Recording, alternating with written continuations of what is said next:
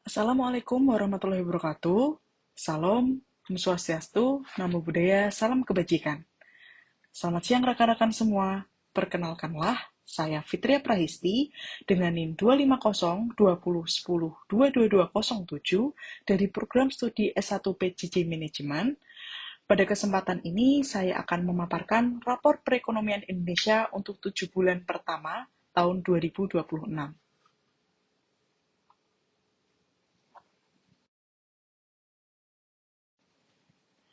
Analisis ini disusun dari perspektif manajemen dengan prinsip utama bahwa besarnya angka PDB tidak selalu mencerminkan kesejahteraan yang merata bagi seluruh lapisan masyarakat.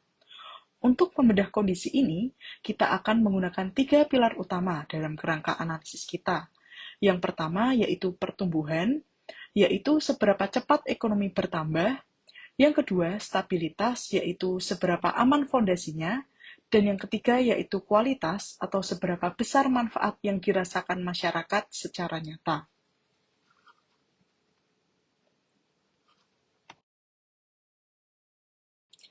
Mari kita lihat dashboard indikator ekonomi kita per Juli tahun 2026. Di sini kita melihat gambaran yang bercampur antara sinyal hijau, kuning, dan merah. Pertumbuhan PDB triwulan 1 tahun 2026 tercatat kuat di angka 5,61% secara tahunan. Namun, kita perlu waspada pada inflasi Juni yang berada di angka 3,34%.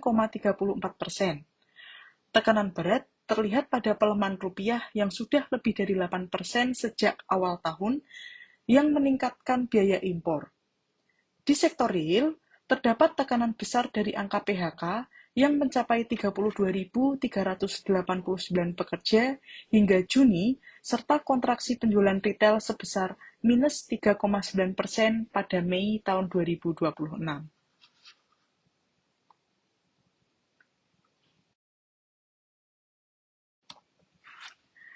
Jika kita melihat lebih dalam, pertumbuhan ekonomi 5,61% ini sebenarnya meningkat dibandingkan periode yang sama di tahun 2025 sebesar 4,87%.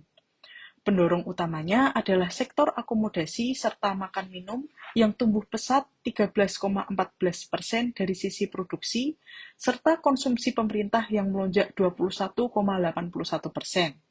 Namun pertanyaannya adalah, apakah dorongan ini berkelanjutan dan apakah mampu menciptakan lapangan kerja serta daya beli yang kuat bagi masyarakat?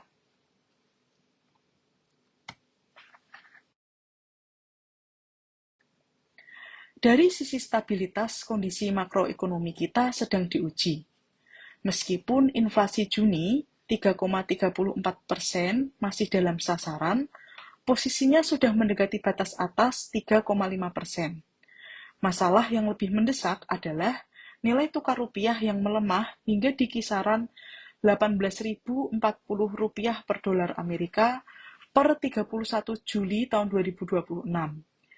Risiko ini nyata karena bahan baku impor yang mahal akan menaikkan biaya produksi dan memberikan tekanan harga lebih lanjut pada konsumen.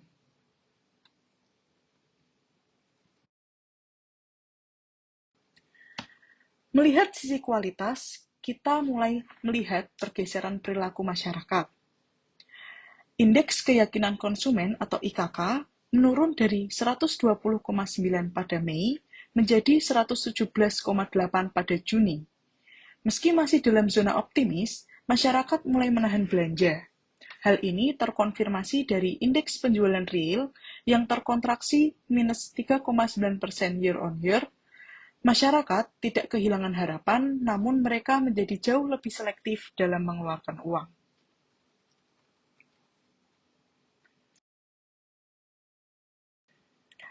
Salah satu tantangan terbesar adalah penyerapan tenaga kerja yang belum berbanding lurus dengan pertumbuhan ekonomi. Tercatat ada 32.389 pekerja yang terkena PHK di semester pertama tahun 2026. Dengan puncak tertinggi terjadi pada bulan Februari. Data ini penting karena keamanan kerja adalah penghubung utama antara pertumbuhan ekonomi dan kesejahteraan rumah tangga melalui pendapatan dan konsumsi.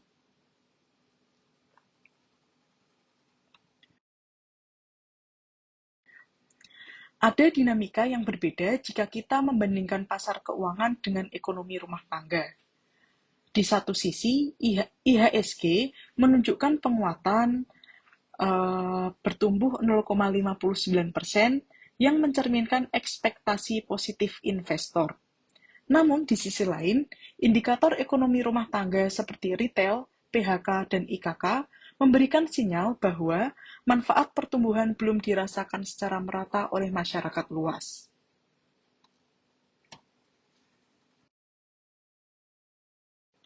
Untuk menjawab tantangan ini, diperlukan kombinasi kebijakan yang menyeluruh.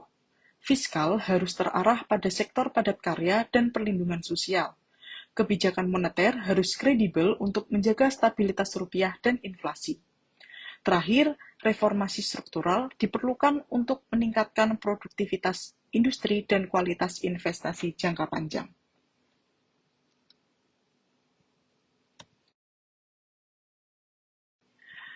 Sebagai kesimpulan, ekonomi Indonesia pada tahun 2026 tetap tangguh dengan fondasi makro yang solid.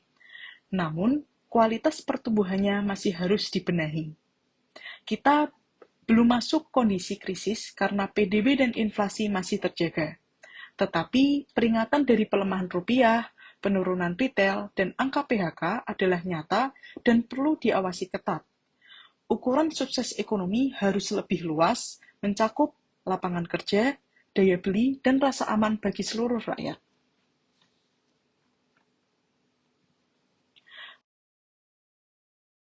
Berikut adalah sumber referensi dalam pembuatan tugas ini.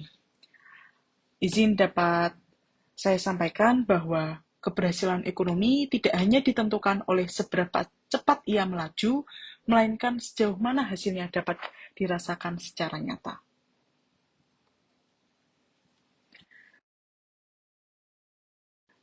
Demikian presentasi saya. Terima kasih atas perhatian Bapak, Ibu, dan teman-teman semua.